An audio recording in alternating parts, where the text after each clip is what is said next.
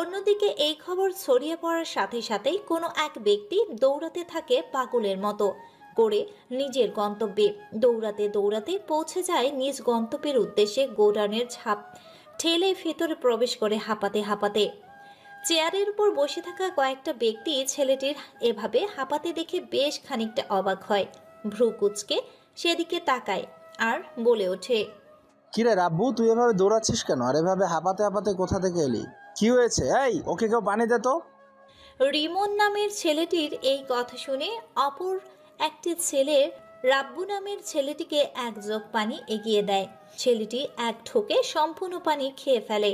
এখন যেন তার ভেতরে প্রাণ ফিরে এসেছে। ছেলেটি আতঙ্কের সুরে বলে ওঠে, ভাই সর্বনাশ হয়ে গেছে, আমাদের তো আন্ডারগ্রাউন্ডে যেতে হবে, কেননা দেশের নতুন গ্যাং এসেছে। মানেটা কি? কি বলছিস তুই? নতুন গ্যাং এসেছে মানে? একটু ব্যাপারটা খোলাসা করে বল তো শুনি। ভাই এখনও খবর দেখেননি? সারা বাংলাদেশে এই খবরটা ছড়িয়ে ছিটে রয়েছে। বাংলাদেশের নতুন একটা গ্যাং এসেছে, গ্যাংটার নাম দেওয়া হয়েছে ভাইরাল গ্যাং। হ্যাঁ, শুনেছি গ্যাংটার নামে। এই গ্যাংটা এসেছে তো আমাদের কি? ভাই এই গ্যাংটা খুঁজে খুঁজে সব সন্ত্রাসীদের হত্যা করেছে, খুব নৃশংসভাবে প্রায় কয়েকজনকে মেরে ফেলেছে, কয়েক উপজেলা এবং বিভাগীয় পর্যায়ে। আমার তো ভয়ে গলা শুকিয়ে আসছে। তাহলে তুই দেখে আয়, এই গ্যাংটার বিষয়ে তুই খবর নে, তারপর আমাকে জানা। সাবধানে থাকবি আর আন্ডারগ্রাউন্ডে চলে যাবি। শুধু একটা খবর পেয়েছি, গ্যাংটা কোনো বাইরের দেশে এবং খুব শক্তিশালী এবং পাওয়ারফুল, যার কোনো অস্তিত্ব নেই। হঠাৎ আসে আর নিমিষে চলে যায়। আমি তো গেলাম। এই বলে আর কাউকে কোনো কিছু বলার সুযোগ না দিয়ে রাব্বু নামের ছেলেটি চলে যায় সেখান থেকে। রিমন সহ বাকি ছেলেগুলো আন্ডারগ্রাউন্ডে যাওয়ার সিদ্ধান্ত নেয়। অন্যদিকে কলেজের মধ্যে হেলতে দুলতে প্রবেশ করছে একটি ছেলে।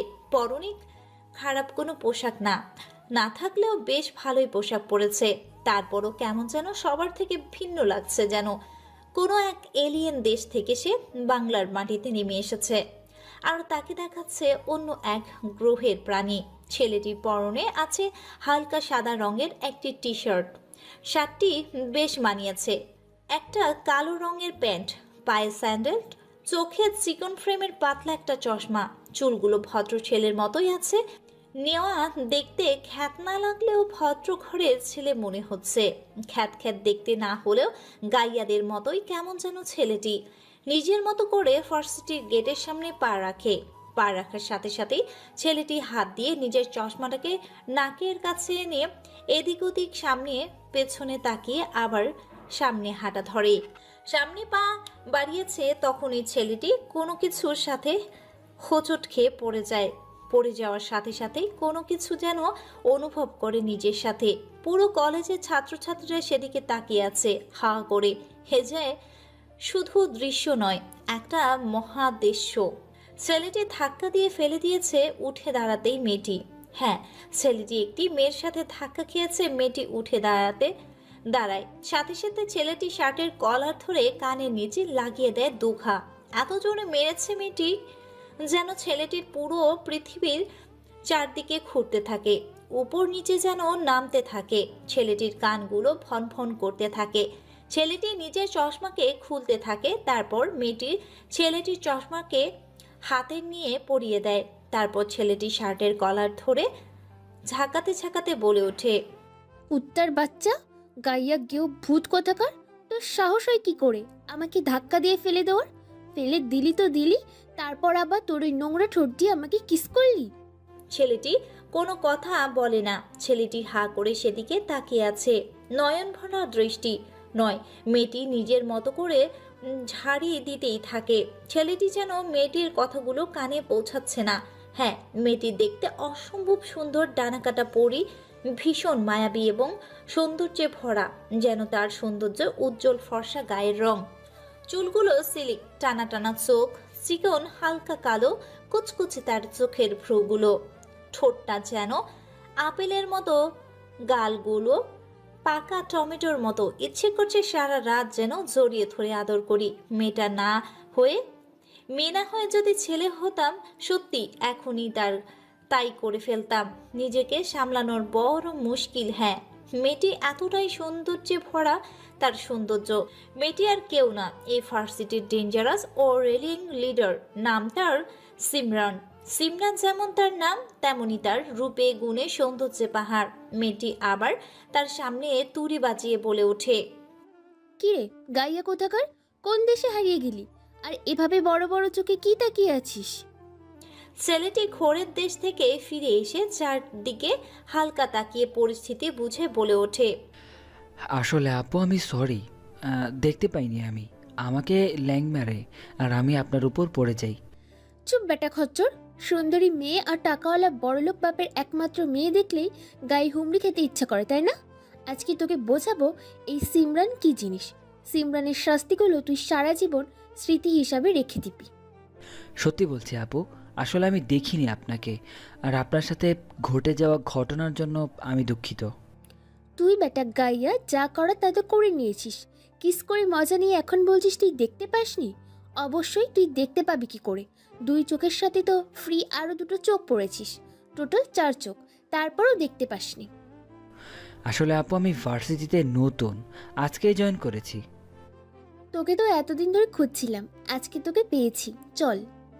এই বলে ছেলেটি শার্টের কলার ধরে টানতে টানতে নিয়ে যায় আম গাছের নিচে। সেখানে সবাই আড্ডা দিচ্ছে। সিমরানকে এভাবে একটা ছেলেকে টানতে টানতে নিয়ে আসতে দেখে তাদের বন্ধু এবং বান্ধবী এগুলো বলে ওঠে, কি রে সিমরান, এটা কে? তুই কোথায় পেলি? আর এভাবে টানতে টানতে নিয়ে আসছিস কোথায়? এই বলদটাকে গেটের সামনে পেয়েছি, ওর সাহস হয় কি করে আমাকে কিস করার? তাই তাহলে আজকে তো সেই মজা হবে। চল আর দেরি না করে শুরু করে দেই। হুম, একদম ঠিক বলছিস। তাই আর দেরি না করে একে আজকে সেই রেগিং দেব। ছেলেটি তাদের অনেক বোঝানোর চেষ্টা করে, কিন্তু কোনোভাবেই বোঝাতে পারে না। এরপর মেয়েগুলোর মুচকি হাসতে থাকে। এরপর বলে ওঠে, আচ্ছা শোন, আজকে কি কি শাস্তি দেওয়া যায় বলতো? শোন, ওকে আজকে অন্য র্যাগিং করব। ওর শরীর থেকে সমস্ত কাপড় খুলে নিয়ে খালি গায়ে পুরো ভার্সিটি ঘোরাবো। আর হে, তার সাথে যেহেতু তোকে লিপসিং করছে, সেজন্য তুই তাকে লিপস্টিক চিহ্ন এঁকে দিবি তার সারা শরীরে। হ্যাঁ, এটা অবশ্যই তুই ভালো বলেছিস। চল তাহলে শুরু হয়ে যাক। এই বলে কয়েকটা ছেলে এসে রানাকে পেছন থেকে জাপটে ধরে। তারপর আখি, রুহি আর সিমরান ছেলেটির পরনে থাকা টি শার্টগুলো খুলে ফেলে, তারপর লিপস্টিক এনে মাখিয়ে দেয় পুরো শরীরে। সবাই হাসতে থাকে। ভার্সিটির ভেতরে সবাই ভিডিও করতে থাকে, কেউ কেউ বিভিন্ন জায়গায় পোস্ট করছে।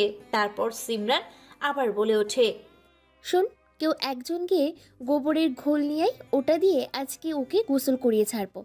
এই সিমরানের সাথে বেয়াদবি করার পরিণাম তাকে আজকে বুঝিয়ে দিব। সিমরানের কথা মতো কেউ একজন গিয়ে গোবরের খোলা নিয়ে আসে, তারপর ঢেলে দেয় রানার মাথায়। রানা কোনো কিছু করতে পারে না, চুপচাপ সবকিছু সহ্য করে নেয়। এদিকে সবাই মিলে তারা হাসতে থাকে। তারপর উড়াধুরা মারতে শুরু করে। মারতে মারতে প্রায় অনেক জায়গায় ফাটিয়ে ফেলেছে। তারপর তারা যাওয়ার সময় বলে ওঠে, আমি সিমরান, ভালো করে চিনে রাখ, কখনো আমার সাথে লাগতে আসবি না, নাহলে বুঝিয়ে দেব সিমরানের শাস্তিগুলো ভুলে যায় না, স্মৃতি হিসাবে থেকে যায়। তারপর সবাই চলে যায়। এদিকে শরীরের এরকম অবস্থা নিয়ে উঠে দাঁড়াই ডানা। তারপর চশমাটা পরে নাকের কাছে এনে চোখ দিয়ে চারদিকটা ভালো করে দেখে আবার চশমাটাকে পরে মুচকি একটা হাসি দিয়ে সেখান থেকে বেরিয়ে পড়ে নিজের গন্তব্যের উদ্দেশ্যে। কেননা পুরো শরীর থেকে গোবরের গন্ধ বের হচ্ছে, সাথে এত মারধর আর এত লিপস্টিকের দাগ নিয়ে ক্লাস করা যাবে না। সেখানে এক মুহূর্ত দেরি না করে নিজের বাড়ির উদ্দেশ্যে রওনা দেয়। রাস্তা দিয়ে যাওয়ার সময় সবাই তার দিকে হা হা করে তাকিয়েছিল, যেন সে কোনো এক এলিয়েন, কোনো এক অন্য গ্রহ থেকে বাংলাদেশের মাটিতে চলে এসেছে। সবাই হা করে সেদিকে তাকিয়ে আছে। রানা আর কোনো কিছু না তাকিয়ে সোজা নিজের বাড়ির উদ্দেশ্যে রওনা দেয়। কয়েক মিনিটের মধ্যে বাড়ির মধ্যে পৌঁছে যায়। বাড়ির সামনে যেতে না যেতেই দারোয়ান গেট খুলে দেয়। তারপর ভেতরে প্রবেশ করে রানা। তারপর রানা ফ্রেশ হয়ে হালকা একটু খাওয়া দাওয়া করে ঘুম দেয়। সন্ধ্যা 6টা বাজে। একটু হাঁটতে বেরিয়েছে রানা। রানার চোখ যায় রাস্তার পাশে দাঁড়িয়ে থাকা একটি সাদা রঙের কারের দিকে, যেন কেউ একজন কিছু করছে। সেদিকে তার চোখ থমকে যায়। সেখানে ধীরে ধীরে এই গাড়িটির কাছে যেতে থাকে রানা। গাড়িটার কাছে গিয়ে দেখতে পায় গাড়িটির নড়াচড়া করছে, কিন্তু বাইরে থেকে তেমন কোনো কিছু দেখা যাচ্ছে না। যখনই গাড়িটি সামনে দিয়ে যাবে তখনই গাড়ির ভেতর থেকে একজন ছেলে বের হয়। ছেলেটি পরনে রয়েছে ছোট্ট একটি প্যান্ট, তাছাড়া আর কোনো কিছুই নেই। অপর পাশ থেকে ভেতরে দেখতে পায় প্রায় 3জন ছেলে মিলে একটা মেয়েকে রেপ করছে।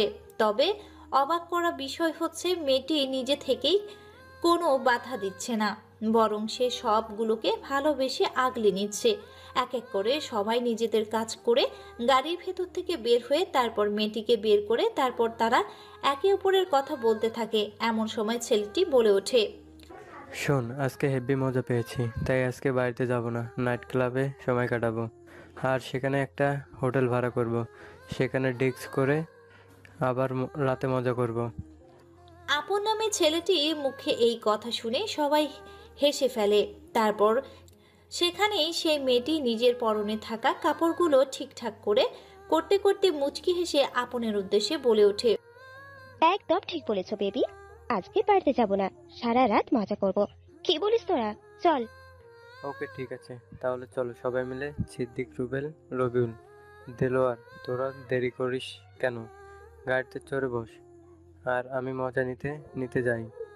এতক্ষণ ধরে মজা নিলে, তারপরে তোমার মজা নেওয়া বাকি আছে। তারপর তারা গাড়ি নিয়ে রওনা দেয়, চলে যায় নিজের মতো করে। গাড়িতে যেতে যেতে আপন আর বেবি নামের মেয়েটি আরও নোংরামি করতে থাকে গাড়িতে। একটি ছবি আর কিছু পিক তুলে ছেলেগুলোকে পুরো ডিটেলস পাঠিয়ে দেয় কোনো এক নম্বরে। তারপর মুচকি হেসে রানা সেখান থেকে চলে যায়। বাড়িতে গিয়ে ফ্রেশ হয়ে পড়তে বসে। রাত 1:04। দিকটা শুনশান, নির্জন। বাড়ির ভেতর থেকে বের হয়ে কোনো এক হায়নারূপী ক্ষুধার্ত এক হায়না, যাকে চেনা যায় না, যাকে দেখা সম্ভব কিন্তু চেনা অসম্ভব। আগন্তুকটি বাড়ির মেইন গেট খুলে রাস্তায় বের হয়ে সাথে সাথে একটা লাল রঙের কোটি কোটি টাকা দামের লাক্সারিস গাড়ি এসে থামে। তারপর একজন বডিগার্ড গাড়ির দরজা খুলে দেয়। আগন্তুকটি গাড়ির ভেতরে বসে পড়ে। গাড়িটি মুহূর্তের মধ্যে চোখের পলকে নিমিষেই মিলিয়ে যায় এই রাতের জ্যোৎস্নার আলোতে। গাড়িটি চলেছে নিজের গন্তব্যের উদ্দেশ্যে, চলে আসে কয়েক মুহূর্তের মধ্যে তার নিজ গন্তব্যের উদ্দেশ্যে। গাড়িটি পার্কিং করে একটা হোটেলের সামনে, তারপর গাড়ি থেকে একই স্টাইলে বের হয়। হোটেলের ভেতর প্রবেশ করে কোনো কথা ছাড়াই ম্যানেজার ভয়ে সবকিছু বলে দেয়, চলে যায় আবারও নিজ গন্তব্যের উদ্দেশ্যে। পুরো হোটেলের চারদিক দিয়ে ঘিরে রাখা হয়েছে তার লোকজন দিয়ে। রুমের ভেতর কয়েকটা অর্ধনগ্ন হয়ে বেশ তৃপ্তি করে মজা নিচ্ছে একটা মেয়ের সাথে। মেয়েটি পরম সুখ নিচ্ছে ছেলেগুলো কাছ থেকে। যখনই রুমের ভেতর প্রায় 10-12 জন ভেতরে প্রবেশ করে তখনই তারা লজ্জায় আর ভয়ে যে যেভাবে পাচ্ছে সেখানে লুকিয়ে পড়েছে। মেয়েটি বাথরুমে লুকিয়ে পড়ে। ছেলেগুলো যা পাচ্ছে তা দিয়ে নিজেকে পেঁচিয়ে নেয়। কেউ খাটের নিচে, কেউ সোফার পেছনে লুকিয়ে পড়ে। এটা দেখে হাসতে থাকে আগন্তুক ও তার দলবল ছেলেগুলোর মধ্যে থেকে আপন বলে ওঠে, কিরে তোরা কে? আর এভাবে কেন পারমিশন ছাড়া এই রুমে ঢোকার সাহস পেলি কোথা থেকে? ছেলেটির কথা শুনে সবাই হাসতে থাকে, কেউ কোনো কথা বলে না। আপন বেশ ঘাবড়ে যায়, সাথে তার বন্ধুরাও। এবং মেয়েটি বাথরুমে লুকিয়ে আছে। অবশেষে আপন আবার বলে ওঠে, কিরে তোরা জানিস আমি কে? যদি নিজের ভালো চাস তো এখান থেকে বেরিয়ে যা। আর তোদেরও যদি মেয়ের প্রয়োজন হয় তাহলে আমি ফোন করছি, অন্য রুমে চলে যা। এ কথাটা বলার সাথে সাথে ছেলেটি শরীর থেকে মুহূর্তের মধ্যে চোখের পলকে কেউ কোনো কিছু বুঝে ওঠার আগেই ডান হাতের ঘাড় পর্যন্ত শরীর থেকে আলাদা করে ফ্লোরে পড়ে যায়। হাতটা সেখানে লাফালাফি করতে শুরু করে। হঠাৎ এমন হওয়াতে উপস্থিত থাকা সকলে চমকে ওঠে। ঝড়ের বেগে কয়েক হাত ধরে পিছুয়ে যায় চিৎকার করে ছেলেটি। আগন্তুক মুচকি একটা হাসি দেয়। আগন্তুকটির ডান হাত ফয়সাল বলে ওঠে, কুত্তার বাচ্চা, তোর সাহস হয় কি করে ভাইয়ের সামনে থাকা অবস্থায় তুই আমাদের সবার সামনে ভাইকে অপমান করিস? ছেলেটি এবার ব্যথায় কাতরাতে থাকে। চোখ দিয়ে পানি বের হয়ে গেছে, অঝরে রক্ত পড়ছে কাটা অংশ থেকে। ভয়ে কেউ কোনো কথা বলতে পারছে না, সবার গলা শুকিয়ে গেছে। প্রত্যেকের পরনে আছে কালো পোশাক, কালো কেস, মাস্ক, এমনকি মাথায় কালো কাপড়, কালো সানগ্লাস, পুরো কালো ব্ল্যাক মাফিয়া কিলার। আপন নামের ছেলেটি ব্যথায় কাতরাতে কাতরাতেই বলে ওঠে, কে তোরা আর কে তোর ভাই? তোদের পরিচয় কি? আর তোরা আমাকে মারছিস কেন? আমি কি করেছি? শোন, তুই জেনা করেছিস, ভাইয়ের সাথে বেয়াদবি করেছিস, ইসলামের অপব্যবহার করেছিস, এর জন্য তোকে মরতে হবে। দেখ তোরা কি ভুল করছিস। আমি তোদের কাউকে ছাড়বো না। আমার বাবা কিন্তু তোদের কাউকে ছাড়বে না। এ কথা শুনে হাসতে থাকে অজানা সেই আগন্তুকটি তার মুখের উপর থেকে কালো মাস্ক সরিয়ে দিয়ে হো হো করে হেসে ওঠে। এক হাসি দিয়ে বলে ওঠে আপন উদ্দেশ্যে, রাতের রাজা এই রানাকে মারবে এমন কোনো বাপের বেটা নেই এই শহরে। এই ভাইরাল গ্যাংয়ের সাথে যারাই মাঠে খেলতে নেমেছে তাদের হয় শ্মশানে আর না হয় গরুস্থানে যেতে হয়েছে। আপন নামে ছেলেটি সহ উপস্থিত থাকা তার সকল বন্ধু বান্ধবী ভাইরাল গ্যাংস্টার নামটা শুনে চমকে ওঠে। কোনো কথা বলতে পারে না। রুমের ভেতর থেকে এক এক করে সবাইকে বের করা হয়। এমনকি এই মেয়েটির শরীরে তেমন কোনো পোশাক নেই, অর্ধ উলঙ্গ করে রাখা হয়েছে সবাইকে। মেয়েটির এমন অবস্থা দেখে সবাই হাসতে থাকে। তারপর রানা মিয়া বলে ওঠে, শোন, আগে আমি মজা নিয়ে নেই, তারপর তোরা নিবি। ওর মৃত্যুটা খুব ভয়ঙ্কর হওয়া চাই। এই বলে রানা এতগুলো ছেলের সামনে মেয়েটিকে খাটের উপর ফেলে দিয়ে ছাপিয়ে পড়ে তার উপর। তারপর খুপলে খুপলে কামড়ে কামড়ে খেতে থাকে বেবি নামের মেয়েটিকে। মেয়েটি শুধু চিৎকার করছে প্রত্যেকটি জায়গায়। রানা কামড় দিচ্ছে। এর একটা কামড়ের জায়গা থেকে ব্লিডিং হতে শুরু করেছে। রানা তার খায়েশ মিটিয়ে সেখান থেকে উঠে পড়ে। তারপর সিগারেট জ্বালিয়ে সোফার উপর বসে পড়ে। ছেলেগুলো ভয়ে সেদিকে তাকাতে পারে না। এরপর রানার দলবল ঝাঁপিয়ে পড়ে খাটের উপর। তারা সবাই মিলে বেবিকে শারীরিক অত্যাচার করতে থাকে। এতজনের অত্যাচার সহ্য করতে না পেরে মৃত লাশের মতো নিস্তেজ দেহটা পড়ে আছে বিছানার উপরে। সাদা রঙের চাদরটার রক্তে ছেয়ে গেছে। সবাই এরকম করুণ পরিণতি দেখে রানা মুচকি হেসে আরেকটা সিগারেট জ্বালিয়ে বলে ওঠে, শোন, ওদেরকে অনেক ভয়াবহ মৃত্যু দিব। রড কাটার জন্য যে মেশিন ব্যবহার করা হয় সেটা নিয়ে আয়। গাছ কাটার জন্য যে করাত প্রয়োজন হয় সেই করাতগুলো নিয়ে আয়। ওদেরকে পিস পিস করে টুকরো টুকরো করে কাটবো। রানার কথা মতো নিয়ে আসে তার দলের ছেলেগুলো। বেবি ভয়ে চিৎকার করে বলে ওঠে, প্লিজ তোমরা আমাকে ছেড়ে দাও না। আমি আর সহ্য করতে পারছি না এই যন্ত্রণা। হয় আমাকে একেবারে মেরে ফেলো, আর না হলে আমাকে ছেড়ে দাও। তোরা এই মেন্টাল রানার সামনে অশ্লীল কাজ করেছিস। তোদের মৃত্যুটা খুব যন্ত্রণাদায়ক হবে। তোরা দাঁড়িয়ে না থেকে সব কিছু তৈরি কর, ততক্ষণে আমি আর একটু যন্ত্রণা দিয়ে দেই মৃত্যুর। এই বলে রানা আরেকটা সিগারেট জ্বালায়। তারপর সিগারেটের কিছু অংশ বেবি নামের মেয়েটির দুই পায়ে ফাঁকা লজ্জাস্থানে চেপে ধরে। মেয়েটি ব্যথায় কাতরাতে থাকে, ছটফট করতে থাকে বিছানার উপর। মুহূর্তের মধ্যে ঝলসে যায় তার করে স্থানগুলো। তারপর একটা বড় রামদা বের করে তারপর সেটাকে আগুন জ্বালাতে থাকে, সাথে তেল ঢেলে দেয় সেখানে। গরম টকবগে ফুটন্ত গরম তেল মেয়েটির অপিতিক জায়গাগুলোকে লাগিয়ে দেয়। মেয়েটি ছটফট করতে থাকে, পুরো বিছানায় গড়াগড়ি খেতে থাকে।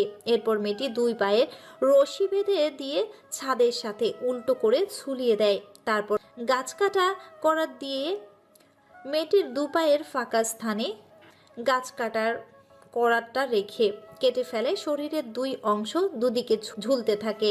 সারা শরীরের অঙ্গ প্রত্যঙ্গ বের হয়ে আছে বিছানার উপর। এগুলো দেখে চিৎকার করতে থাকে পাগলের মতো, দৌড়াদৌড়ি করতে থাকে ভয়ের ছেলেগুলো। বাথরুমে লুকিয়ে পড়ে। বাথরুমের দরজা ভেঙে ছেলেগুলোকে বের করে রশির সাথে বেঁধে ফেলে। এরপর রড কাটা মেশিনটা অন করে। ছেলেগুলো লজ্জাস্থানগুলো কেটে ফেলে, প্রায় কয়েক টুকরো করে। ছেলেগুলো ভয়ে চিৎকার করতে থাকে। সকলে সে জায়গাগুলো থেকে প্রচণ্ড পরিমাণে তাজা রক্ত বের হতে থাকে। যাতে ব্যথাটা আরও তীব্র আকারে হয় সেজন্য রানা বলে ওঠে, শোন, তাদের সেই কাটা স্থানগুলোতে লবণ ঢেলে দে যাতে যন্ত্রণা আরও বেশি হয়। আবার চোখগুলোতে পেঁয়াজের রস ঢেলে দে। সাথে আমার সামনে পেট্রোল আর একটা গ্যাস লাইট রেখে যা, খুব দরকার। যেই অস্ত্রগুলোর সাহায্যে শালাগুলো জেনা করত সেইগুলোই জ্বালিয়ে দিব। রানার কথা মতো ছেলেগুলোকে সেই জায়গাগুলোতে লবণ ঢেলে দেয়। চোখে পেঁয়াজের রস। কিছুক্ষণ পর তাদের সেই পুরুষোত্তর ক্ষতস্থানে পেট্রোল ঢেলে দিয়ে আগুন জ্বালিয়ে দেয়। দাউ দাউ করে জ্বলতে থাকে সেই স্থানটা। তারপর রানা আর একটা সিগারেট জ্বালায়। সিগারেট জ্বালিয়ে টানতে থাকে মনের সুখে। ছেলেগুলো ফ্লোরের উপর ছটফট করতে থাকে, লাফালাফি করতে থাকে, কিন্তু তারা চিৎকার করতে পারে না, কারণ তাদের জিহ্বা কেটে ফেলেছে। রানা আবার বলে ওঠে, শোন, এই কুত্তার বাচ্চাগুলোকে উল্টো করে ঝুলিয়ে দিয়ে জীবন্ত অবস্থায় তাদের শরীর থেকে চামড়াগুলো আলাদা করে ফেল। আমি এখানেই আছি। আর হ্যাঁ, এই দৃশ্যগুলো ভিডিও করে সোশ্যাল মিডিয়াতে ছেড়ে দে। ওকে বস, ঠিক আছে, হয়ে যাবে এখনই। এরপর ছেলেগুলোর পায়ে রশি বেঁধে উল্টো করে ঝুলিয়ে দিয়ে ছাদের সাথে বেঁধে ফেলে। এরপর ছেলেগুলো শরীর থেকে শরীরের চামড়াগুলো আলাদা করতে থাকে। জীবন্ত অবস্থা চিৎকার করতে থাকে ছেলেগুলো। রক্ত গড়গড় করে পড়তে থাকে। পুরো রক্ত রুমসহ বাইরে বের হয়ে গেছে। গভীর রাত হয়, কেউ বুঝতে পারে না। তারপর ছেলেগুলোকে এক এক করে ফ্লোরের উপর রেখে দেয়া হয়। চামড়াগুলো এক পাশে রেখে দেওয়া হয়। চামড়াবিহীন শরীরগুলোকে এক লাইনে সাজিয়ে রাখা হয়। তারপর বেবি নামের মেয়েটির বিভিন্ন লজ্জাস্থান কেটে সেগুলোকে হাতে এবং মুখে রেখে দেয়া হয়। তারপর রানা একটা মুচকি হাসি দিয়ে সেখান থেকে বেরিয়ে পড়ে। পরের দিন সকালে চারদিকে এই একটা খবর মুহূর্তের মধ্যে ছড়িয়ে পড়ে পুরো হোটেল জুড়ে। রক্তে রক্তাক্ত হয়ে গেছে সাদা ফ্লোরগুলো রঙিন হয়ে উঠেছে লাল রক্তে। সাংবাদিকগুলো একের পর এক খবর দেখাচ্ছে এবং খবর পড়ে শোনাচ্ছে। এই খবর দেখে মানুষেরা আরও আতঙ্কে পড়ে যায়। ভয় পেতে থাকে ভাইরাল গ্যাংয়ের গ্যাংস্টারকে। তদন্ত করতে চায় পুলিশ সহ বিভিন্ন সেনাবাহিনী। তারা লাশের এমন করুণ পরিণতি দেখে নিজেরাই ভয়ে হাত দেওয়ার সাহস পায় না। সেনাবাহিনীর মেয়েগুলো এবং পুলিশ কনস্টেবল মেয়েগুলো এই দৃশ্য দেখে ভয়ে ও লজ্জায় সেখান থেকে জ্ঞান হারিয়ে ফেলে। অনেক কষ্ট করে সবকিছু এক জায়গায় করে পাঠিয়ে দেওয়া হয় ফরেন্সিক ল্যাবরেটরিতে। বিভিন্ন খবরের কাগজে আজকের শিরোনাম ও হেডলাইন। এই আজকের একটাই খবর, যেটা মুহূর্তের মধ্যেই বাংলাদেশ সহ আশেপাশের বিভিন্ন দেশগুলোতে ছড়িয়ে পড়ে আতঙ্কে পড়ে যায় এই ভাইরাল গ্যাংস্টারকে নিয়ে। তদন্ত শেষে এই খবরটা এখনও সাংবাদিক নানাভাবে প্রচার করতে থাকে। তারপর পুরো হোটেল বন্ধ করার নির্দেশ দেয়, সেখান থেকে চলে যায়। সকাল 9টা বাজে। একই দিনের মতো আজকেও বেরিয়ে রানা ভার্সিটির উদ্দেশ্যে। হ্যাঁ, এই রানাকেই তাহলে পরিচয়টা করিয়ে আনি, চলুন।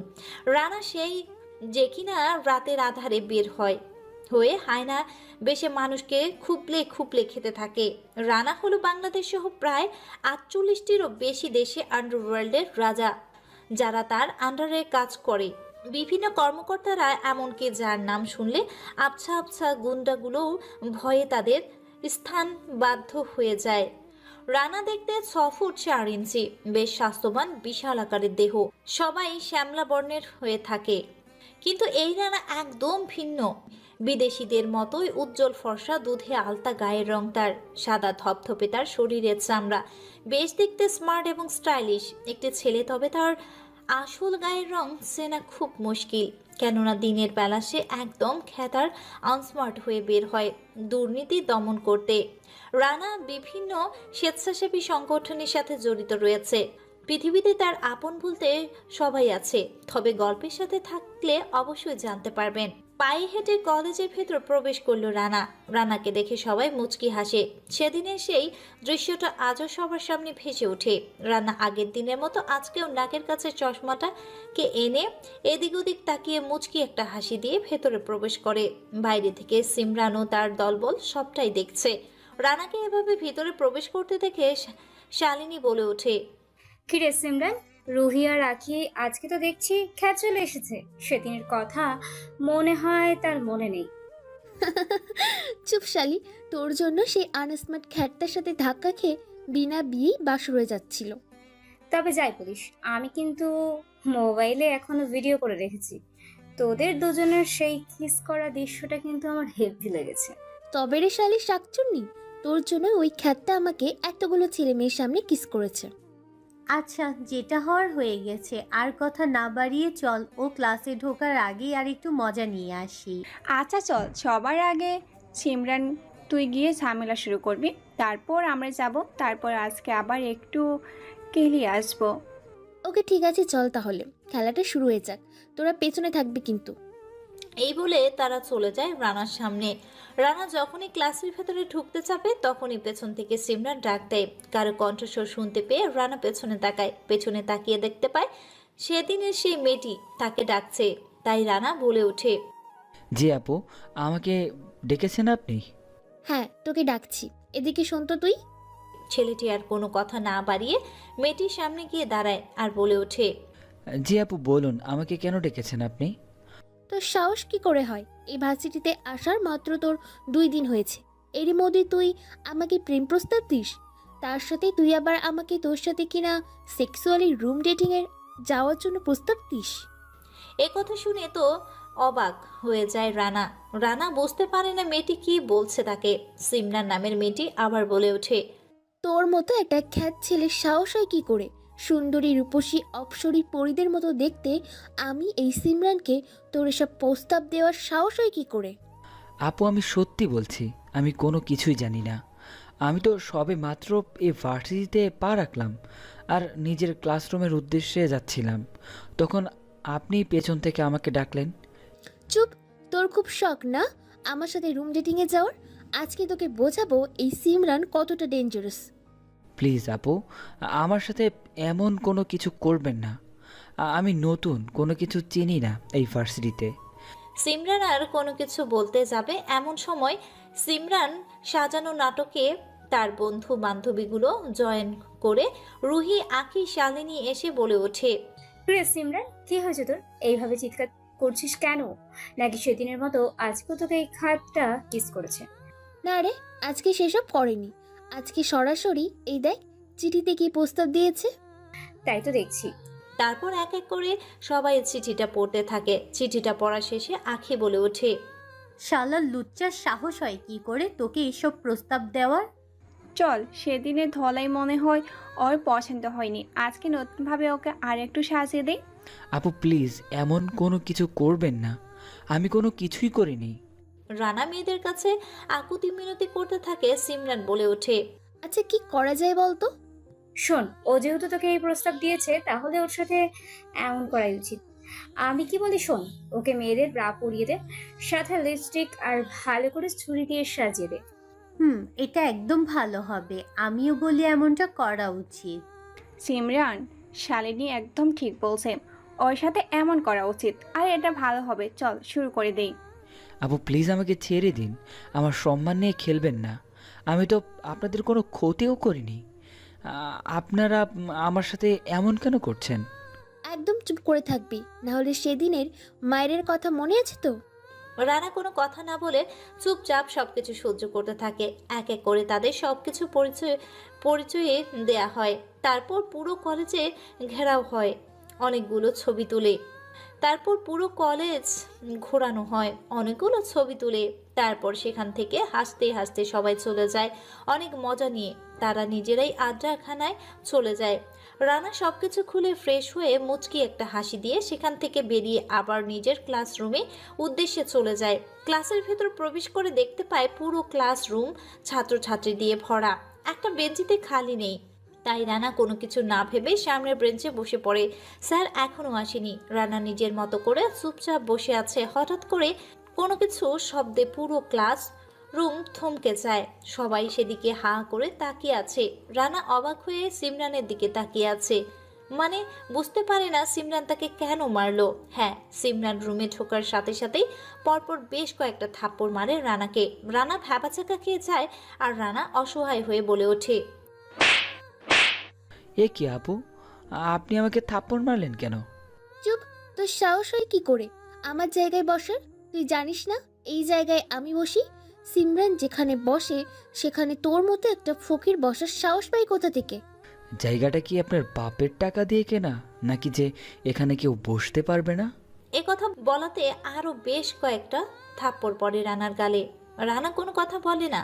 সিমরান আবার বলে ওঠে, তোর সাহস কি করে হয় আমার বাপ তুলে কথা বলার? রানা এবার আর নিজের রাগটাকে কন্ট্রোল করতে না পেরে পরপর বেশ কয়েকটা থাপ্পড় লাগিয়ে দেয় সিমরানকে। থাপ্পড়ের যেন পুরো ক্লাস থর থর করে কাঁপতে শুরু করে। ক্লাসের ভেতরে ছাত্রছাত্রীরা চমকে ওঠে, কেউ কোনো কথা বলে না। অবাক হয়ে সবাই সেদিকে তাকিয়ে আছে। রানা এবার বলে ওঠে, এই সিমরান না কি যেন নাম তোর?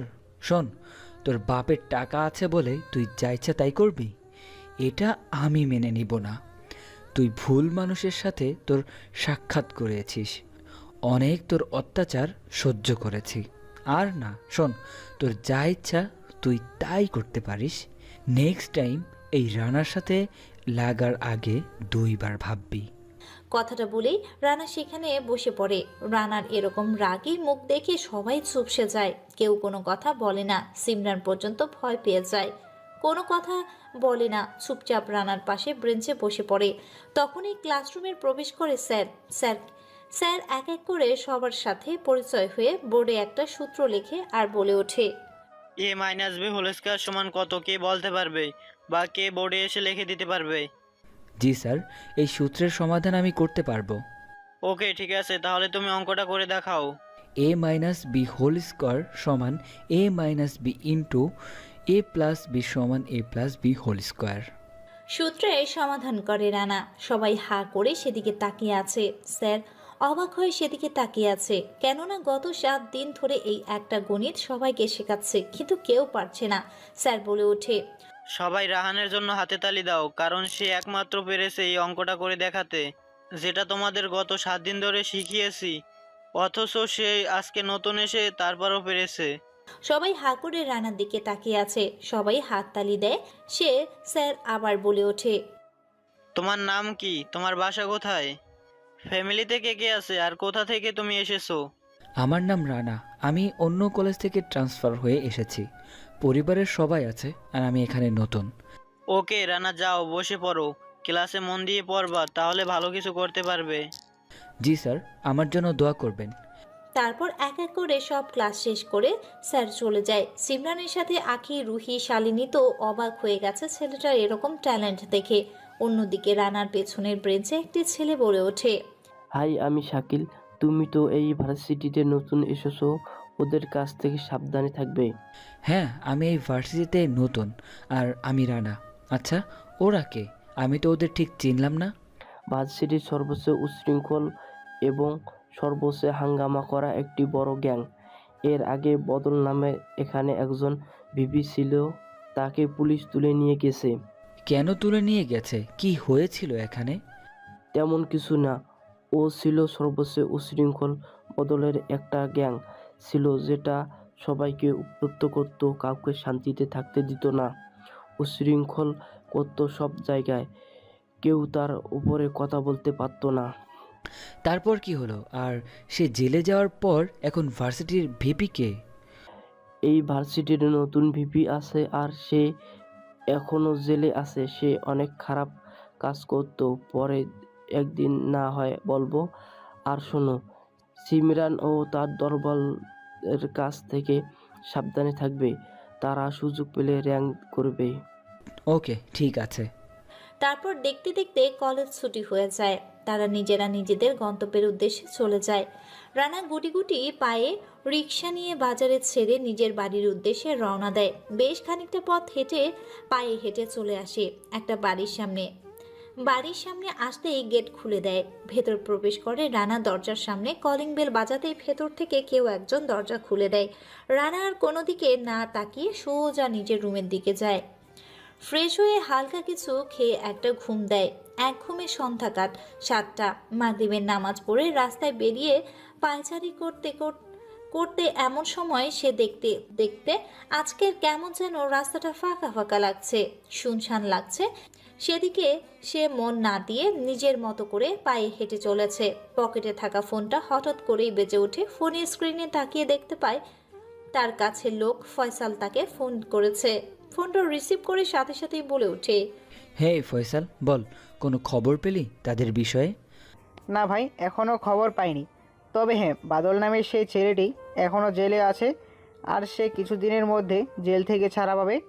রোহান ও তার দলবল এখনও এই শহরে আছে, কিন্তু কোন জায়গায় আছে সেটা এখনও খুঁজে বের করতে পারিনি। আচ্ছা, বাদল নামের ছেলেটির সম্বন্ধে তুই কি কি জানতে পেরেছিস? ভাই, বাদল নামের ছেলেটি ওই ভার্সিটির ভিপি এবং সে প্রতি রাতে সুন্দরী মেয়েদেরকে নষ্ট করতে তাদের রেপ করত। এতে কেউ বাধা দিতে পারতো না। যদি কেউ বাধা দিত তাহলে পরের দিন তাকে গুম করে দেওয়া হতো। তাই ভয়ে কেউ কোনো কথা বলেনি, সব কিছু সহ্য করেছে। প্রতি রাতে একটা মেয়েকে সে রেপ করতো, সাথে তার দলের ছেলেগুলো। তবে কী কারণে সে জেলে গেছে আমি জানি না, খোঁজার চেষ্টা করছি। আর আমার দলবল চারদিকে ছড়িয়ে আছে। তুই ভালো করে খোঁজ খবর নে। আর হ্যাঁ শোন, ওই বাদল এবং রোহান এই শহরে থাকাকালীন থানার ওসি কে ছিল তাকে খুঁজে বের কর। ওকে ভাই। তারপর রানা কল কেটে দেয়। হাঁটতে হাঁটতে চলে আসে একটা রেস্টুরেন্টে। তারপর রেস্টুরেন্টে কিছু খেয়ে যখন বের হতে যাবে তখনই তার চোখের সামনে পড়ে একটা ছোট্ট বাচ্চা। বাচ্চাটা সবার কাছে টাকার জন্য হাত পাততেছে, কিন্তু কেউ দিচ্ছে না, দূর দূর করে তাড়িয়ে দিচ্ছে।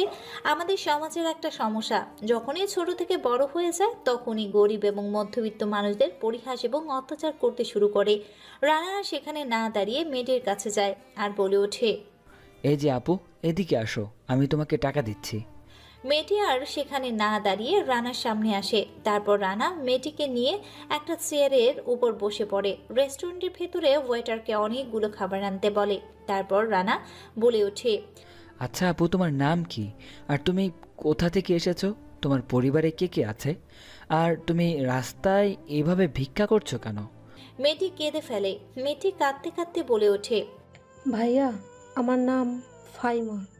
আমি আর আমার মা পাশের এলাকায় থাকি। আমরা গত 2 দিন ধরে কিছুই খাইনি। আমাদের বাবা আমাদের রেখে অন্য একটা বিয়ে করেছে। আমার মা ভীষণ পরিমাণে অসুস্থ, তাই আমি আমার মায়ের জন্য ওষুধ কিনতে বেরিয়ে গেছি, কিন্তু কেউ আমাকে টাকা ভিক্ষা দিচ্ছে না। চলো, তুমি আজকে যতগুলো খেতে পারবে সবগুলোই তোমার। ভাইয়া, আমি আমার মায়ের জন্য নিয়ে যেতে পারবো তো এখান থেকে? পারবে, তবে এখান থেকে না। তোমার সামনে যতগুলো খাবার দেখছো সবগুলো তোমাকে খেয়ে ফেলতে হবে। তারপর আমি নতুন করে প্যাকেট করে তোমার মায়ের জন্য পাঠিয়ে দিব। সত্যি ভাইয়া? হুম। তারপর মেয়েটি অনেকগুলো খাবার খায় এবং খুব খুশি হয়। তারপর মেয়েটিকে অনেকগুলো খাবার প্যাকেট করে নেয়, সাথে কিছু ওষুধ নিয়ে মেয়েটির সাথে মেয়েটির বাড়িতে যায়। তারপর মেয়েটির বাড়িতে গিয়ে মেয়েটির মায়ের সাথে কথা বলে এবং খাবারগুলো দেয়। তারপর রানা মেয়েটির উদ্দেশ্যে বলে ওঠে, শোনো, তোমরা এখানে 2 দিন থাকো, তারপর তোমাদেরকে নিয়ে যাবে একটা নতুন বাড়িতে, যেখানে তোমাদের কোনো কিছুই করতে হবে না, শুধু বসে বসে খাবে। সত্যি বলছো ভাইয়া? আমরা নতুন বাসায় যাব? হ্যাঁ সত্যি। তাহলে আমি আজকে আসি। যে আসবে তার নাম ফয়সাল, ঠিক আছে? তারপর রানা সেখান থেকে চলে যায়। অন্যদিকে রাত 11টা বাজে। হোয়াটসঅ্যাপ গ্রুপে কলে জয়েন করেছে সিমরান, রুহি, শালিনী ও আখি। সিমরান বলে ওঠে, এই শোন, রানা নামের ছেলেটির বিষয়ে খোঁজ খবর নেই তো? সে কোথা থেকে আসছে আর কি করে? পুরো কলেজের সামনে সে আমাকে থাপ্পড় মেরেছে। তারপর স্যারের এত বড় গণিতের সূত্র করে দিয়েছে। ছেলেটাকে যতটা বোকা ভাবি সে ততটা বোকা না। হ্যাঁ, আমরা ছেলেটাকে যতটা বোকা ভাবি আসলে সে সত্য অতটা বোকা না। মনে হচ্ছে ছেলেটা কিছু একটা গোপন করছে। তার চালচলন, কথাবার্তা কেমন যেন সবার থেকে আলাদা। শোন, ছেলেটা মনে হয় কোনো কিছু গোপন করে এসেছে ভার্সিটিতে। হয় সে এখানে কোনো অপরাধ করে এসেছে, আর না হয় নিজের পরিচয় লুকাতে এসেছে। না রে, আমার তা মনে হয় না। আমি যেটা ভাবছি সেটা হচ্ছে অন্য বিষয়। সে এখানে অন্য কাজে এসেছে, লেখাপড়া করতে নয়। হ্যাঁ রুহি, তুই একদম ঠিক বলেছিস। তোর কথার সাথে আমিও সহমত। আমারও কেমন যেন ওকে সন্দেহ হচ্ছে। শোন, আজ থেকে ওকে আমরা ফলো করব, আর ওর সাথে কলেজে কেউ ঝামেলা করবি না। হ্যাঁ, এখন থেকে ওর সাথে ভালো ব্যবহার করতে হবে। ছেলেটাও দেখতে তো মোটামুটি স্মার্ট আছে, বেশ সুন্দর করে কথা বলতে পারে, কেমন যেন সরল সাদা। আখি, তুই যেভাবে বলছিস যেন তুই তাকে বিয়ে করবি। হ্যাঁ, আর দেরি না করে কালকে কলেজে ওর সাথে বন্ধুত্ব করবো আমরা। ঠিক বলেছিস তোরা। আচ্ছা শোন, আমি এখন রাখি, কাল ভার্সিটিতে দেখা হবে। তারপর তারা সবাই কল কেটে দেয়। ধীরে ধীরে সবাই ঘুমিয়ে দেশে পাড়ি জমায়। রাত 1টা বাজে। আজকেও হয়তো ফেসে অজানা আগন্তুকের রূপে রানা বেরিয়ে যাবে তার বাড়ি থেকে। বাসা থেকে বের হওয়ার সাথে সাথে রাস্তার ব্ল্যাক কালারের 3টে গাড়ি এসে থামে। তারপর একজন দরজা খুলে দেয়। গাড়ির ভেতরে বসে থাকা রানা তারপর চলে যায় সেখানে গিয়ে নিজের গোডাউনে যায়। তারপর গোডাউনের ভেতরে গিয়ে গাড়ি থেকে নেমে একই স্টাইলে হেলিকপ্টারে চড়ে বসে। সাথে সাথে প্রায় 15 থেকে 20টা হেলিকপ্টার উড়াল দেয় আকাশের উদ্দেশ্যে, যেখানে লেখা ছিল পিবিসি। প্রত্যেকটা হেলিকপ্টারে একটা করে লোগো ছিল, যে লোগোগুলো ছিল পিবিসি। পিবিসি অর্থ হলো পিতে পৃথিবী, বিতে বিখ্যাত, সিতে সিটি, পুরো পৃথিবীর বিখ্যাত সিটি। ফাইরাল গ্যাংস্টার এই গ্যাংয়ের মালিক। হেলিকপ্টারগুলো কয়েক ঘন্টা অতিক্রম করে ল্যান্ড করে লন্ডনে। লন্ডনের একটা হোটেলের উপর হেলিকপ্টারগুলো থামায়। তারপর হেলিকপ্টারগুলোর ভেতর থেকে সবাই এক এক করে বের হয়ে আসে। রানা বলে ওঠে, পৃথিবীতে যতগুলো অপরাধী আছে সবাইকে গোরস্থান অথবা শ্মশান ঘাটে আমি দেখতে চাই, তাই কেউ যেন বেঁচে না থাকে। ওকে বস, ঠিক আছে, আজ হয়ে যাবে। এরপর প্রায় 100 জনের মতো ছেলে পেলে মিলে নিজেদের পজিশন এবং জায়গা মতো বের হয়ে থাকে। কারো হাতে কারো কোমরে, কারো পায়ে বিভিন্ন রকম অস্ত্র আছে, যেগুলোতে আছে AK-47 স্নিপার, MK2 শুটিং গান। কোমরে আছে বিভিন্ন ধারালো অস্ত্র এবং বিভিন্ন জায়গায় রাখা আছে আত্মঘাতী বোমা। পুরো হোটেলটাকে চারদিক দিয়ে ঘিরে ফেলেছে। আসলে হচ্ছেটা কি আপনারা বুঝতে পারছেন না তো? চলুন তাহলে সব খুলে বলি আপনাদেরকে। এই রানা থাকতো দুবাইয়ের কিং সে, কিন্তু বাংলাদেশে তার জন্মস্থান। সে বাংলাদেশের ছেলে। বাংলাদেশ থেকে বিভিন্ন অপরাধ করে বিভিন্ন দেশের নারী পাচার, শিশু পাচার, এমনকি বিভিন্ন অস্ত্র ও দেশীয় সম্পদ পাচার করছে মন্ত্রীরা। সেগুলোকে দমন করতে সে দুবাই থেকে বাংলাদেশে গিয়েছে 3টা বড় বড় দলকে শেষ করতে। তার মধ্যে বাদল জেলে রোহান নিখোঁজ, আর একটা দল বাংলাদেশে মাটিতে পা রাখা আগে মেয়েদেরকে পাচার করে নিয়ে আসে লন্ডনের শহরে। তাই প্রত্যেকটাকে মেরে মেয়েগুলোকে বাঁচাতে লন্ডনে যায় রানা। এক এক করে সবগুলো ওকে হোটেলের রুম চেক করতে থাকে। রানার দলবল বিভিন্ন জায়গায় সিসিটিভি ক্যামেরা লাগানো আছে, তাই খুব সহজে আত্মঘাতী সন্ত্রাসী দেখে ফেলে রানা সহ তার দলবলকে। এটা দেখে হাসতে থাকে সন্ত্রাসীগুলো। সন্ত্রাসীদের লিডার জাফর মির্জা বলে ওঠে, মরার পাখনা গজিয়েছে, তাই এত তাড়াতাড়ি মরতে চলে এলি এই লন্ডনের মাটিতে? আমি জানতাম তুই বাংলাদেশের মাটিতে আমাকে খুঁজে না পেলে লন্ডনের মাটিতে আসবি, তাই আগে থেকে চারদিকে সিসিটিভি ক্যামেরা লাগিয়ে রেখেছি। এই কথা শুনে রানা সহ তার পুরো দল থমকে যায়। চারিদিকে দেখতে থাকে। রানা পরিকল্পনা মতো ইশারায় দেয়। তার দলের ছেলেগুলো সবাই মিলে সিসিটিভি ক্যামেরাগুলো নষ্ট করে ফেলে। হঠাৎ করেই গোডাউনের ভেতরে গোলাগুলি শুরু হয়ে যায়। চারিদিকে শুধু গুলির শব্দ। এগুলো লুকিয়ে আছে মেন্টাল রানা। চারিদিকে শুধু লাশ আর লাশ। গোলাগুলির এক পর্যায়ে অনেকগুলো মারা যায়। জাফর মির্জার লোকের সাথে মারা গেছে রানার দলের ছেলেপেলেগুলো। রানা এবার মুচকি হেসে বলে ওঠে, দেখ, তুই কিন্তু ভুল করছিস আমার সাথে পাঙ্গা নিয়ে। তুই বাঁচতে পারবি না। তুই লুকিয়ে না থেকে বেরিয়ে আয়। তুই ঢুকেছিস নিজের ইচ্ছায় আর বেরোবি আমার ইচ্ছায়। নিজের মৃত্যুকে দেখার জন্য তৈরি হয়ে নে। এরপর কিছুক্ষণের মধ্যে হঠাৎ করে মেয়েদের চিৎকার চেঁচামেচি ও আর্তনা শুনতে পায়। সেদিকে রানাসহ তার পুরো দলবল দৌড়ে যায়। সেখানে গিয়ে তো তারা চমকে যায়, কেননা প্রত্যেকটা মেয়েকে উলঙ্গ করে আগুনের নিচে খাঁচার মতো বন্দি করে রেখেছে। তার উপর থেকে একটা লোহার দারওয়ালা চিরুনি নামাতে থাকে। রানা কি করবে বুঝতে পারছে না। এই সুযোগে জাফর মির্জা বলে ওঠে, তোর বলে অনেক ক্ষমতা, এখন বাঁচিয়ে দেখা। না পারবি আমাকে ধরতে, আর না পারবি অসহায় মেয়েগুলোকে বাঁচাতে। মেয়েগুলোকে তো আমি ঠিক বাঁচাবো, কিন্তু আমি ভাবছি তোর কি হবে, তোকে কে বাঁচাবে? কারণ তোকে তো আমার হাতে ধরা পড়তেই হবে। এই বলে পাশের ওই আলমারিতে লাথি মারে। সাথে সাথেই আলমারি ভেঙে একটা দরজা বের হয়ে আসে। তারপর দরজা ভেঙে ভিতরে প্রবেশ করে আর হাসতে থাকে রানা। চমকে যায় জাফর মির্জা। কেউ কোনো কিছু বুঝে ওঠার আগে জাফর গুলি চালায়, কিন্তু গুলি করলেও নিশানা ভুল ছিল, তাই সবাই বেঁচে যায়। জাফর কোনো কিছু করে ওঠার আগেই তাদের ধরে বেঁধে ফেলেছে আর তার হাত থেকে রিভলভারটা নিয়ে খাঁচায় বন্দি থাকা উলঙ্গ মেয়েগুলোকে বাঁচায় রানা। তারপর তার দলের মেয়েগুলোকে সাহায্যে প্রত্যেকটা ছেলে মেয়েকে পোশাক আর সুরক্ষিতভাবে বের করে হেলিকপ্টারে উঠায় রওনা দেয় সবাই মিলে। সাথে জাফরকে চেয়ারের সাথে উল্টা করে বেঁধে হেলিকপ্টারের নিচে ঝুলিয়ে দেয়। জাফর মির্জা তার জিহবাটা বের করে উল্টো হয়ে ঝুলতে ঝুলতে বাংলাদেশে চলে আসে। তারা আস্তে আস্তে ভোর 5টা বেজে যায়। সবকিছু ঠিকঠাক করে মেয়েদেরকে থানার সামনে রেখে চলে যায় রানা সহ তার দলবল। খবরটা মুহূর্তের মধ্যে চারদিকে ছড়িয়ে পড়ে। সাংবাদিকগুলো একে একে করে খবর প্রচার করতে থাকে।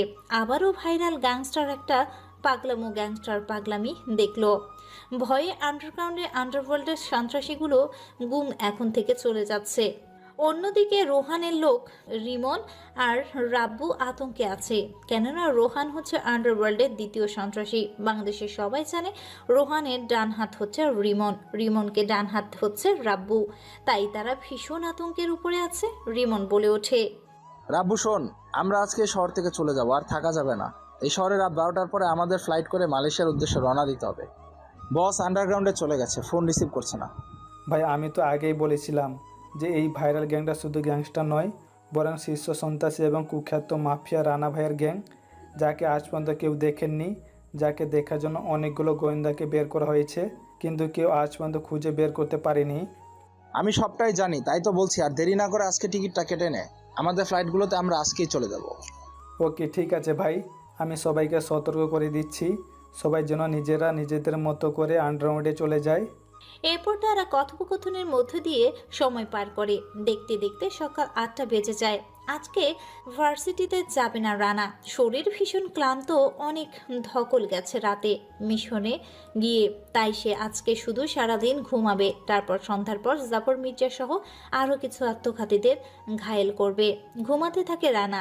ওদিকে ভার্সিটির সময় হয়ে গেছে। এক এক করে সবাই ভার্সিটির ভেতর প্রবেশ করে। সিমরান ও তার দলবল রানার সাথে বন্ধুত্ব করবে বলে সবাই সেখানে অপেক্ষা করতে থাকে, কিন্তু গেট দিয়ে এক এক করে সবাই ভেতরে প্রবেশ করে।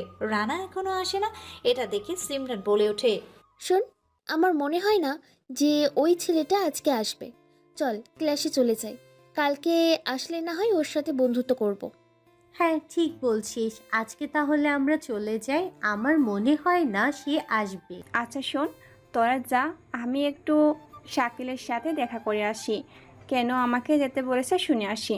হ্যাঁ যা, ভালো করে দেখা করে আসিস, আর পারলে আলতো করে কয়েকটা ডিপ কিস করে চলে আসিস।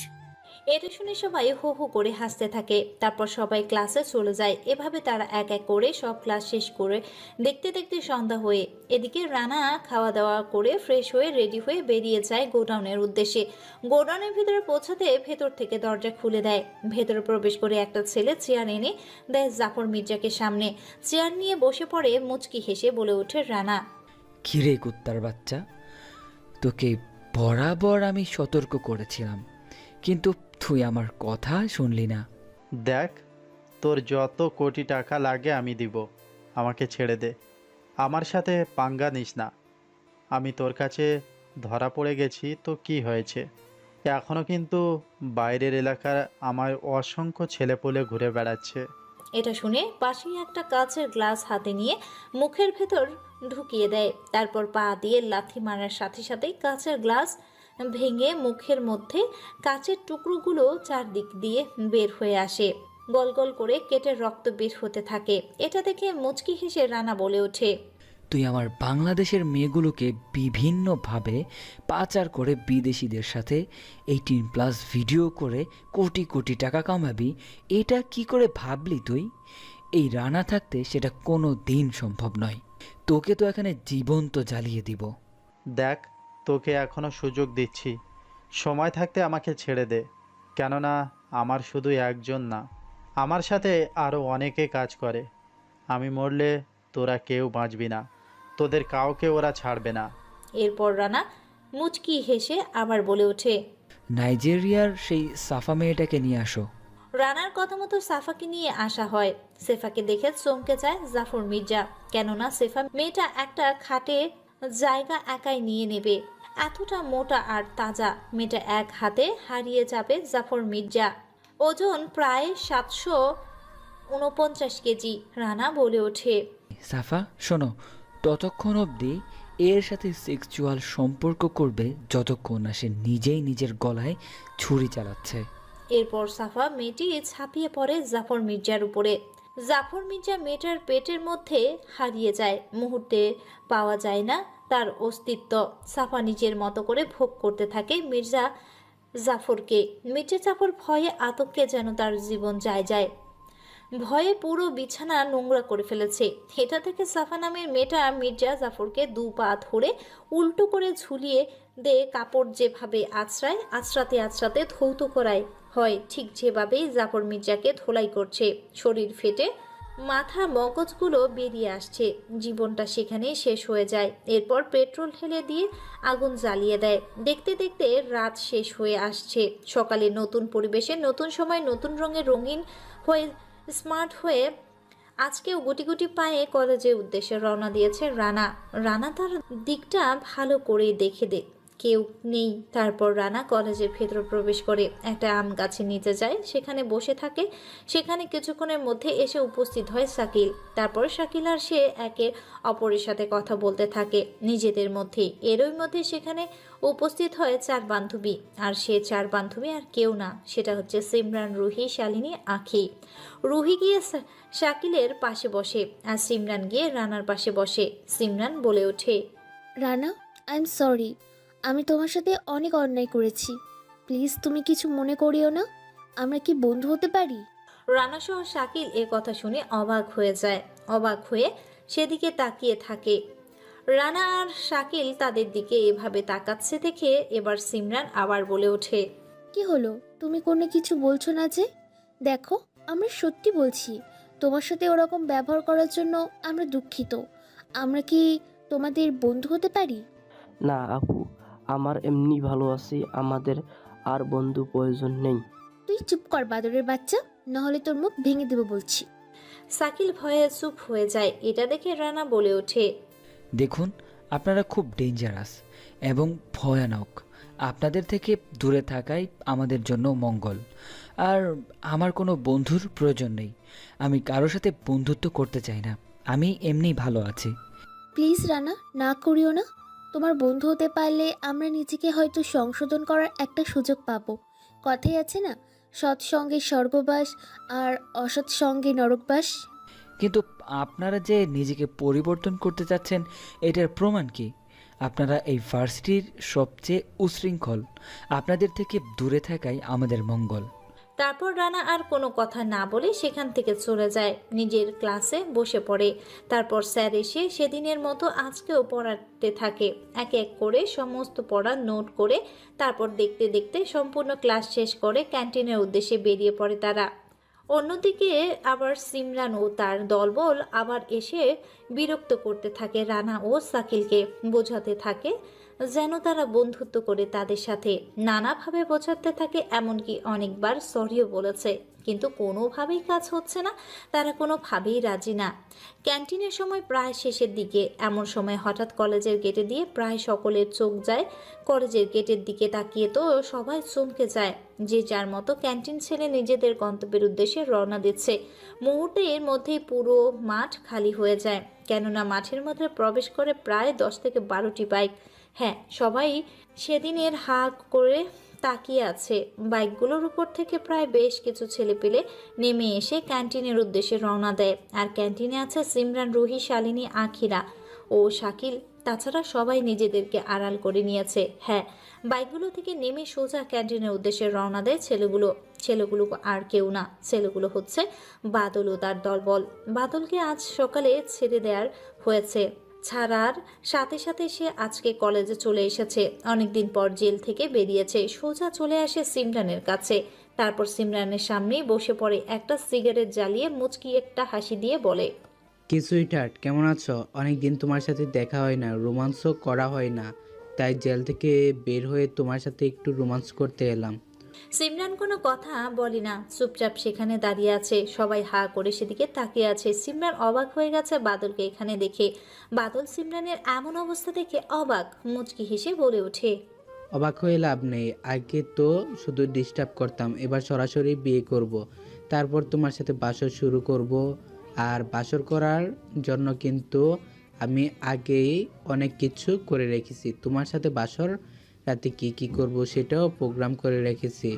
ভেবে রেখেছি খোলামেলা জঙ্গলে নিয়ে গিয়ে তোমার সাথে বাসর করব। সবাই সেদিকে হা করে তাকিয়ে আছে।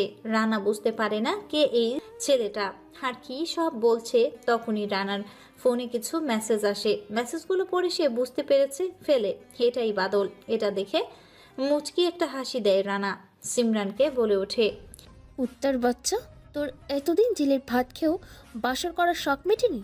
তবে এবার তুই জেলে না, বরং কোনো শ্মশান ঘাটে অথবা গোরস্থানে যাবি লাশ হয়ে। কে মারবে আমাকে? তুই মারবি আমাকে? হা হা হা। সুইটহার্ট, আসো, তোমাকে একটু আদর করি সবার সামনে। এই বলে বাদল যখন সিমরানের হাত ধরে নিজের কাছে টানতে যাবে তখনই বাদলের বুক খেয়ে হাত রাখে আর পেছনে যায় বাদল। হ্যাঁ, রানা বাদলকে ধাক্কা দেয়। বাদল খানিকটা পিছিয়ে যায়।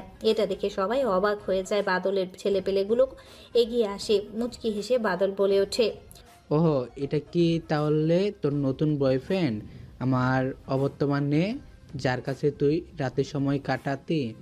এটা শুনে সিমরান পরপর বেশ কয়েকটা থাপ্পড় মারে বাদলকে। থাপ্পড় খেয়ে বাদল হিংস্র পাগল কুত্তাদের মতো সিমরানের দিকে তেড়ে আসতে থাকে। রানা আবার বাধা দেয় বাদলকে। তারপর রানা বলে ওঠে, আরে ভাই, এত উত্তেজিত হচ্ছ কেন? আগে নিজেদের মধ্যে কথা বলে নেই, তারপরে না হয়। আরে কুত্তার বাচ্চা, তুই বাদলের কাছে নাক গলার সাহস পাস কোথায়? মরার পাংখা গজিয়েছে নাকি? একথা শুনে রানা পাগলের মতো হাসতে থাকে। এদিক ওদিক তাকাতে থাকে। চেয়ারে বসে আবারও হাসতে থাকে উচ্চস্বরে। রানার এরকম হঠাৎ আচরণ দেখে অবাক হয়ে যায় সবাই। বাদল বুঝতে পারে না সে এমন কি হাসির কথা বলে। রানা এবার নিজের হাসিটা থামিয়ে বলে ওঠে, মৃত্যুকে ভয় করলে তো আজ এই পর্যন্ত আসতে পারতাম না, বরং মৃত্যুকে ভয় না করে মৃত্যু দেখাটাকে পছন্দ করি। আজকে বুঝি তুই আমার হাতে খুন হতে চলেছিস? ভেবেছিলাম জেল থেকে বের হয়ে তেমন আর কাটাকাটি করব না, মালটাকে নিয়ে শুধু মজা করব ঘরে বসে, কিন্তু তুই বুঝি আমার সাদা হাতটা লাল রঙে রঙিন করতে চলেছিস। আরে ভাই, এত রেগে গেলে চলবে? সময় বদলে দেবে কার মৃত্যু কখন আর কোথায় হবে। এই তোরা দাঁড়িয়ে না থেকে কুত্তার বাচ্চাটাকে উলঙ্গ করে পুরো মাঠ ঘোরা। সবাই ভেবে নিয়েছে আজকে রানার এখানে শেষ দিন। যখনই তার দলের ছেলেপেলেগুলো রানাকে ধরতে আসবে তখনই হঠাৎ কোথা থেকে যেন ঝড়ের বেগে রকেটের গতিতে বিদ্যুৎ প্রবাহের পরপর বেশ কয়েকটা গরম বুলেট এসে কপাল ভেদ করে এফোর উফোর করে ছিটকে গিয়ে পড়ে কয়েকটি ছেলে। হঠাৎ করে এমন হওয়াতে চমকে ওঠে বাদল সব উপস্থিত থাকা সকলে। ছেলেগুলোর নিথর দেহটা মাটিতে লুটিয়ে পড়ে। বাদল আরও কিছু বলতে যাবে, তার মধ্যে আরও বেশ কয়েকটা গরম বুলেট এসে ছেলেগুলোর মাথা ভেদ করে মাটিতে লুটিয়ে পড়ে। ছেলেগুলোর নিথর দেহগুলো সবাই অবাক হয়ে তাকিয়ে আছে। সবাই রক্ত দেখে ভয় পেয়ে যায়। চমকে উঠে সকলে। ছাত্রছাত্রীরা অবাক হয়ে গেছে। বাদলের হাত পা কাঁপা শুরু করেছে। বাদল ঘামতে শুরু করেছে। বাদল বলে ওঠে, এই কোন কুত্তার বাচ্চা, কার এত বড় বুকের পাটা? আমার লোকদের স্নাইপার দিয়ে গুলি করিস? কে মারলি? সাহস থাকলে সামনে আয়। কিরে তুই মারলি? তুই আমার ছেলেদের মারলি? এই বলে বাদল যখনই রানার শার্টের কলার ধরে ঝাঁকাতে যাবে তখনই বাদলের সামনে পরপর বেশ কয়েকটা গুলি করা হয়। বাদল চমকে গিয়ে পিছনে যায়। বাদল সেখানে আর এক মুহূর্ত দেরি না করে নিজের জীবন নিয়ে নিজের গন্তব্যের উদ্দেশ্যে ফিরে যায়। সবাই হা করে রানার দিকে তাকিয়ে আছে। রানা সেখানে আর এক মুহূর্ত না দাঁড়িয়ে থেকে শাকিলকে নিয়ে ক্লাসের উদ্দেশ্যে রওনা দেয়। রানার এরকম অবস্থা থেকে ও হাবভাব হয়ে সিমরান সহ সবাই অবাক। সিমরান বলে ওঠে, এবার তো আমি শিওর, শুধু শিওর না, 100% শিওর এ সাধারণ ছেলে নয়, বরং অন্য কেউ। আমাকে খুঁজে বের করতে হবে এর আসল পরিচয়। চল সবাই ক্লাসে যাই, কাল থেকে ওকে আমি ফলো করব। এরপর সবাই ক্লাসে চলে যায়। এদিকে শাকিল বলে ওঠে, কি রে, হঠাৎ করে ভার্সিটিতে আমার চোখের সামনে এসব কি ঘটে গেল? জীবনে খুন হতে দেখিনি, কিন্তু আজকে সরাসরি মার্ডার হতে দেখলাম। আমিও তো ঠিক বুঝতে পারলাম না ছেলেগুলোকে হঠাৎ করে কেই বা মারলো। হয়তো ওদের কোনো চেনা শত্রু সুযোগে ছিল, সুযোগ পেয়ে মেরে দিয়েছে। তাই হয়তো হবে, আসলে ভয় পেয়ে গিয়েছিলাম। আচ্ছা, এখন ক্লাসে মন দে। তারপর তারা সবাই ক্লাসে মন দেয়। সিমরান ও তার দলবল এখানে সন্দেহের দৃষ্টিতে তাকিয়ে আছে রানার দিকে, কিন্তু তারা তাদের দিকে না তাকিয়ে এক এক করে সমস্ত ক্লাস শেষ করে সবার আগে ভার্সিটি থেকে বের হয়ে যায়, যাতে তাকে কেউ দেখে সন্দেহ না করে। বাড়িতে চলে আসে, ফ্রেশ হয়ে হালকা কিছু খেয়ে একটু ঘুম দেয়। বিকেলে দুবাই থেকে তার বাবা মাকে কল দেয়, তাদের সাথে কথা বলে ফোন কেটে দেয় রানা। দেখতে দেখতে সন্ধ্যা হয়ে যায়, সন্ধ্যায় বেরিয়ে যায় রানা। তারপর রানা চোখের নিমিষে হারিয়ে যায় তার নিজের কোনো অজানা গন্তব্যের উদ্দেশ্যে। নির্জন রাস্তায় মাঝপথ দিয়ে সোজা প্রবেশ করে তার গোডাউনে। তারপর একটা চেয়ারের উপর পা দিয়ে বসে পড়ে রানা, মুচকি হেসে সিগারেট জ্বালায়। তারপর চোখের ইশারা দিতেই শাস্তি দেওয়ার জন্য বিভিন্ন অস্ত্রসহ বিভিন্ন সরঞ্জাম রানার সামনে রাখা হয়। সেগুলো দেখে চমকে ওঠে বাদল। রোহান ও তার দলবলকে অনেক আগেই সেখানে মেরে ফেলেছিল। যখন বাদলের সাথে তারা কলেজে গিয়েছিল, তারা মুচকি হেসে বলে ওঠে, কিরে শালা কুত্তার বাচ্চা, তোর সাহস হয় কি করে আমার বিরুদ্ধে কথা বলার? তোকে সাবধান করার পরও তুই কিনা ভার্সিটিতে বিভিন্ন খারাপ কাজ করেছিস, বিভিন্ন মেয়েকে রেপ করেছিস, তাদের সাথে শারীরিক সম্পর্ক করেছিস, তাদের শারীরিক নির্যাতন করেছিস। তোর জন্য ভয়ঙ্কর কিছু শাস্তি রেখেছি। এই বলে রানা চোখের ইশারা দেয়। ফয়সাল আর কিছু ছেলে মিলে বাদলকে উলঙ্গ করে ফেলে। তারপর অনেকগুলো সিগারেট জ্বালায়। রানা সিগারেটের বাকি অংশ বাদলের পুরুষত্বে চেপে ধরে চিৎকার করতে থাকে বাদলের এই চিৎকারের রেকর্ড করে ফেলে। তারপর লাইভের মাধ্যমে সারা সোশ্যাল মিডিয়াতে ছড়িয়ে দেয়, মুহূর্তের মধ্যে ভাইরাল হয়ে যায়। এরপর রানা বলে ওঠে, এতদিন অনেক মেয়েদের শারীরিক অত্যাচার করে মেয়েদের খুবলে খুবলে খেয়েছিস, আজকে তুই নিজেই নিজের পুরুষত্ব চিবিয়ে খাবি। একথা শুনে চমকে যায় বাদল। চোখের পলকে ব্লেড দিয়ে এক টানে কেটে ফেলে বাদলের লজ্জাস্থান। তারপর বাদলের মুখে ঢুকিয়ে দেয় তার লজ্জাস্থান। তারপর বাইরে থেকে ট্যাব মেরে দেয়। বাদল না পাচ্ছে গিলতে আর না পারছে বের করতে। আর কোনো উপায় না পেয়ে বাদল নিজেই নিজের লজ্জাস্থান চিবিয়ে খেতে থাকে। লজ্জাস্থান থেকে গড় গড় করে রক্ত বের হতে থাকে।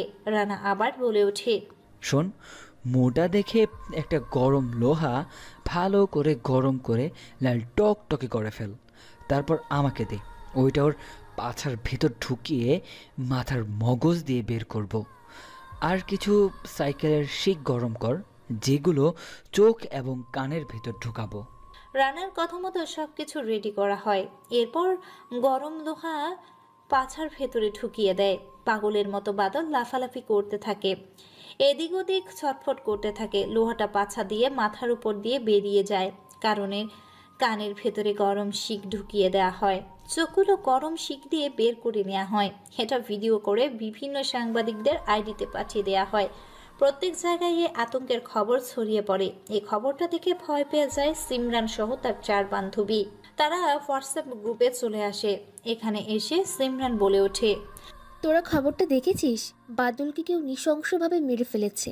তার চিৎকার এখনো মোবাইলে রেকর্ড হয়ে আছে। শুধু তার চিৎকার না, তার মৃত্যু এবং তার আর্তনাদ এখনো চোখে ভাসছে। শুধু তার আর্তনাদ না, বরং তার খুন হওয়া পুরো ভিডিওটা এখন আমার চোখের সামনে ভাসছে। ওকে মেরেছে অনেক নৃশংসভাবে। এতদিন সে মেয়েদের নৃশংসভাবে খুব কষ্ট দিয়ে র্যাপ করত। আজকে তার পুরুষত্ব কেটে নিয়ে ভালোই করেছে। হ্যাঁ, সব কিছু ঠিক আছে, কিন্তু তাকে মারলোটাকে সেটাই তো বুঝতে পারতেছি না। আমার ওই মালটাকে সন্দেহ হচ্ছে। শোন, এখন রাখি, কালকে আমাকে রানাকে ফলো করতে হবে। সে কোথায় যায়, কোথায় থাকে আর কি করে, এখন থেকে সব সময় আমি তার সাথে আঠার মতো লেগে থাকবো। তারপর তারা কল কেটে দেয়। রানা মুচকি একটা হাসি দিয়ে বলে ওঠে, যেখানে মানুষ সব সময় ভিড় করে এবং মানুষের ভিড় থাকে, সেখানে রশিতে ঝুলে ফেলে দিবি। তারপর রানা সেখান থেকে বেরিয়ে যায়। দেখতে দেখতে সকাল হয়ে যায়। ভার্সিটি চলে যায় রানা। এক এক করে সব ক্লাস শেষ করে রানা বেরিয়ে আসে। রানাকে ফলো করতে করতে রানার বাড়ি পর্যন্ত পৌঁছে যায় সিমরান। এরপর রানা বেরিয়ে পড়ে আবার। বিকেলে 4টা বাজে একটা কালো গাড়ি এসে রানার সামনে থামে। তারপর রানা সে গাড়িতে চড়ে। এত বড় গাড়ি দেখে চমকে ওঠে সিমরান গাড়িটা ফলো করতে থাকে। গাড়িটা ফলো করতে করতে একটা পুরনো বাড়িতে চলে আসে। সেখানে লুকিয়ে আছে রোহান ও তার দলবল। চারদিক দিয়ে ঘিরে ফেলে রানার ছেলেগুলো। বাড়ির ভেতর প্রবেশ করে রানা, তারপর চেয়ারে পা তুলে বসে, পরে সিগারেট জ্বালিয়ে বলে ওঠে, তোদের সাহস হয় কি করে আমার কথা অমান্য করার? সেই দুবাই থেকে আমি তোদেরকে মারতে এসেছি। এই ভাইরাল গ্যাংটা তোদের মারতে এসেছে। আমি সেই ভাইরাল গ্যাংয়ের রাজা রানা, দ্য মেন্টাল রানা।